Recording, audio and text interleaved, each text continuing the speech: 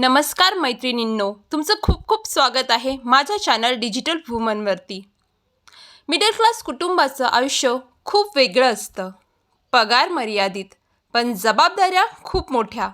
घर खर्च, मुलांचं शिक्षण, बिल, EMI आणि महिन्याच्या शेवटी मात्र एकच प्रश्न, इतका पैसा गेला कुठे?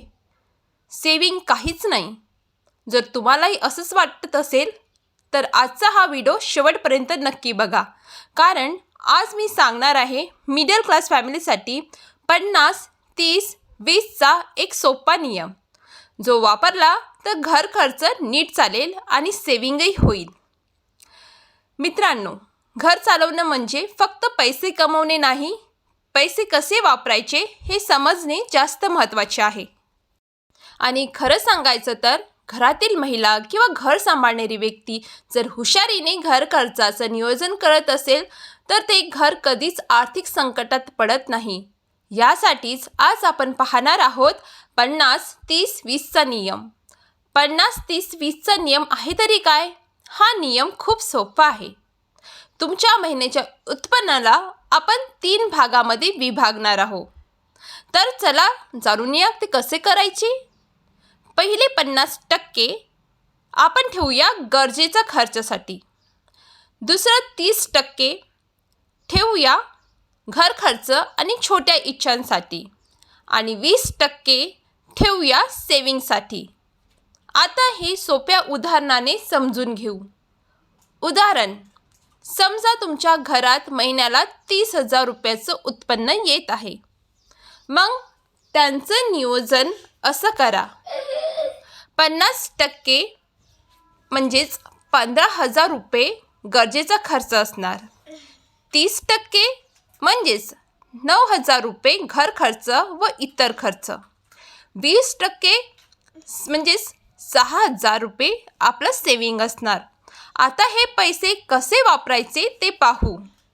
पहिलं 50% गरजेचा खर्च भाग फक्त अत्यावश्यक गोष्टीसाठी असतो, जो की 50%चा असतो। उदाहरणार्थ घरभाडं किंवा EMI, वीज बिल, मुलांची शाळेची फी, दूध, औषधे हे असे खर्च आहे जे टाळता येत नाही, म्हणून उत्पन्नाच्या अर्धे पैसे इथेच जातात, ज्याला आपण गरजेचा खर्च म्हणतो।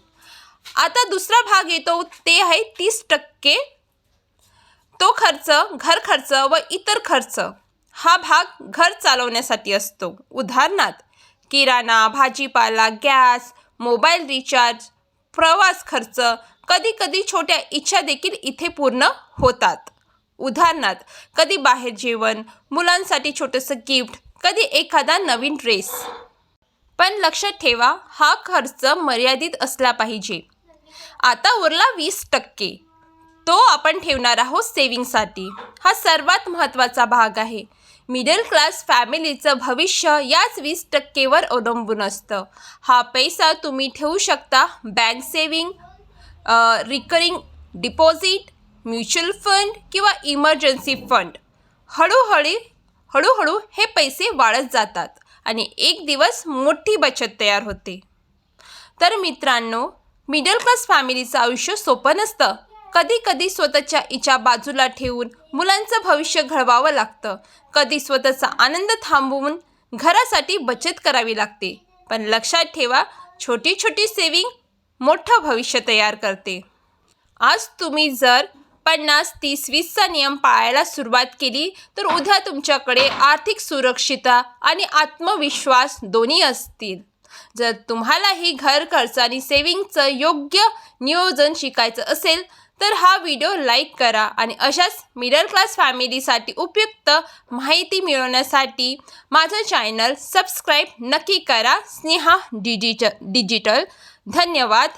पुन्हा भेटू अशाच महत्त्वाच्या वुमन एम्पॉवरमेंट तसेच